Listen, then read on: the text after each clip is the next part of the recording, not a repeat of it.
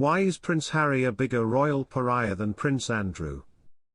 In Spare's memoirs, there is a key passage in which Prince Harry tries to reassure his wife that their decision to leave the royal family will not result in their taxpayer-funded bail being withdrawn. Meghan Markle had expressed fear that they would be left without protection, but, Harry writes, this would not happen, never. Not in this climate of hate. Not after what happened to my mother. Not even around my uncle Andrew. Welcome to Royal Pancakes. Please don't forget to subscribe and click the notifications bell, so you don't miss any updates about the British royal family. He adds that his uncle is involved in a shameful scandal, accused of sexually assaulting a young woman, and no one has suggested so much that he is losing his security. Whatever the complaints people had against us, sex crimes were not on the list. Of course, it didn't turn out that way. Harry and Andrew both gave up their roles as working royals, but while Harry and Meghan lost their royal security, Prince Andrew kept his, although in somewhat reduced form. The different treatment of Andrew and Harry in terms of security measures seems, in retrospect, to be a foreshadowing of what has now become routine for the new king, namely, treating Andrew significantly better than Harry, despite his brother's $14 million out-of-court settlement with Virginia Giuffre over allegations of sexual abuse of minors. Andrew was allowed to wear a silly uniform at the coronation, his Order of the Garter outfit, while Harry was forced to appear in civilian clothes. Andrew and Harry were both seated in the third row at the event, but Harry was stuck behind a giant feather in Princess Anne's hat. Andrew was taken to Balmoral Church by William, apparently on the orders of King Charles, while Harry had to stay in a hotel during his last visit to Britain. While Andrew still has permission to host a lavish, although he might say no fuss filming weekend at Balmoral Windsor, Harry seems to be struggling to get a free cup of tea in the boutique gifts.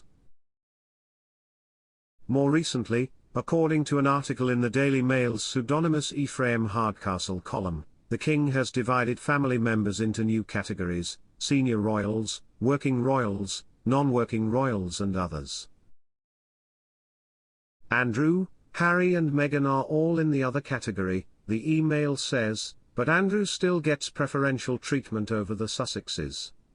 Citing a service at Windsor to mark the first anniversary of the Queen's death, the article quotes Elizabeth: Andrew was allowed to join Edward at the service, while Harry fought to gain permission for him pay homage at his grave.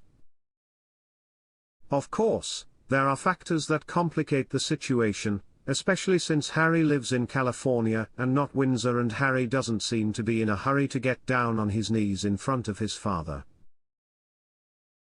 But it seems the king would rather pay off a sex accuser than give an interview to Oprah Winfrey. Infidelity is by far the #1 crime in this family.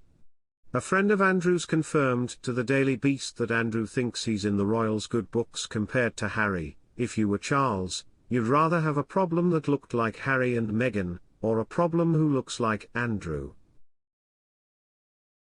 Andrew accepted his punishment, withdrew from public life and did as he was asked. He knows he has damaged the monarchy. This also applies to Harry and Meghan.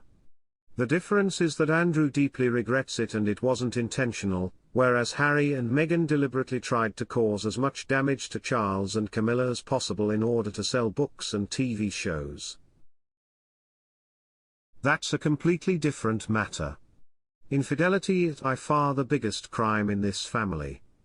A family friend of King's told the Daily Beast that it was clear there was a desire to bring Andrew out of the cold, intriguingly suggesting that this could be a model for future reconciliation with his son. The extent to which the king has publicly made it clear that Andrew is still part of the family has taken some people by surprise. But ultimately he has the interests of the monarchy at heart, and that means a united family, regardless of his problems. We hope this message reaches Harry and Meghan. A former Buckingham Palace staffer expressed the King's strategic request to include Andrew in family scenes more bluntly, saying, "It's the oldest question in politics. Would you rather have troublemakers pissing outside the tent or pissing outside the tent inside?" Harry pisses a lot outside the tent, and that's a problem.